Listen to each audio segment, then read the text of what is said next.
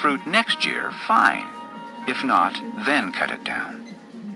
On a Sabbath, Jesus was teaching in one of the synagogues, and a woman was there who had been crippled by a spirit for 18 years. She was bent over and could not straighten up at all. When Jesus saw her, he called her forward and said to her, "Woman, you are set free from your infirmity." Then he put his hands on her, and immediately she straightened up and praised God.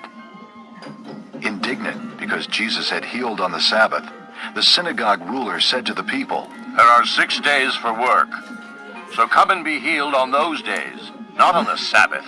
The Lord answered him, "You hypocrites! Doesn't each of you on the Sabbath untie his ox or donkey from the stall and lead it out to give it water?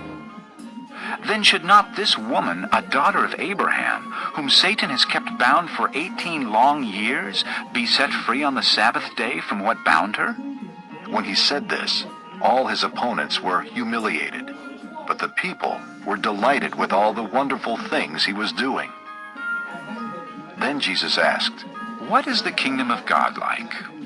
What shall I compare it to? It is like a mustard seed, which a man took and planted in his garden.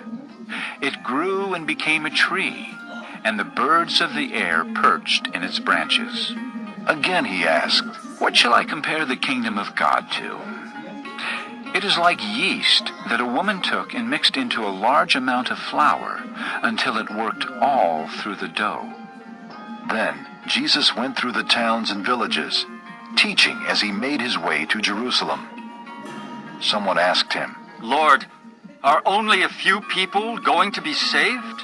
He said to them, "Make every effort to enter through the narrow door, because many, I tell you, will try to enter and will not be able to.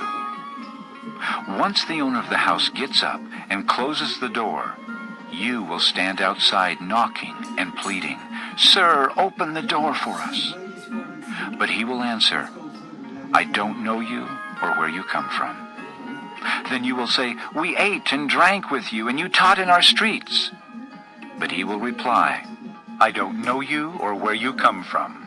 Away from me, all you evildoers.' There will be weeping there, and gnashing of teeth, when you see Abraham, Isaac, and Jacob, and all the prophets in the kingdom of God, but you yourselves thrown out. People will come from east and west and north and south, and will take their places at the feast in the kingdom of God. Indeed, there are those who are last who will be first, and first who will be last."